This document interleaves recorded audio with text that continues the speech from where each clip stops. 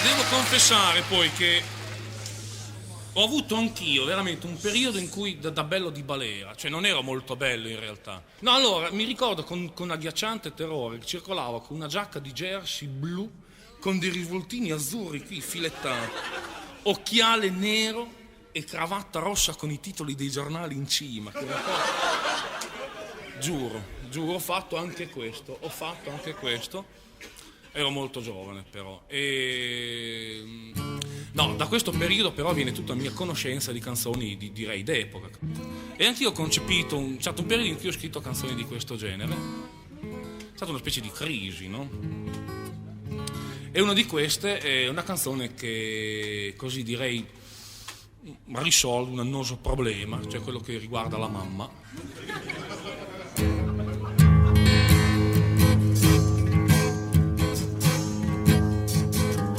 Come una capinera sono in terra straniera, ma quando penso al mio cielo e al mio casolare mi par di morire. Perché la mamma è lontana, la mia chitarra romana, la pizza napoletana, l'azzurra marina, ahimè più una no. E allora come in sogno venuta la bianca testina canuta mi porta al mio vecchio quartiere fra i glicini in fiore e mi canta così. Refrain. Di mamme ce n'è una sola, ma caro figliolo di babbo uno solo non sempre ce n'è. La mamma sola ti consola e la piccola casa l'angusta dimora per quella dura. Figliuolo ora sei lontano da me, laggiù sono ricchi e di mamme ne han tre, ma la tua mamma è italiana e ne va il 100 da sé.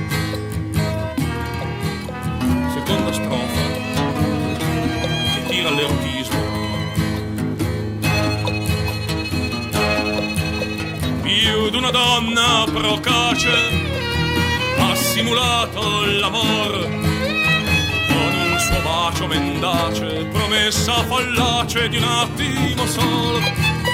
Via quell'amor mercenario, vattene femmina ignuda, ogni tuo bacio sensuale è un bacio di Giuda al sapore di champagne.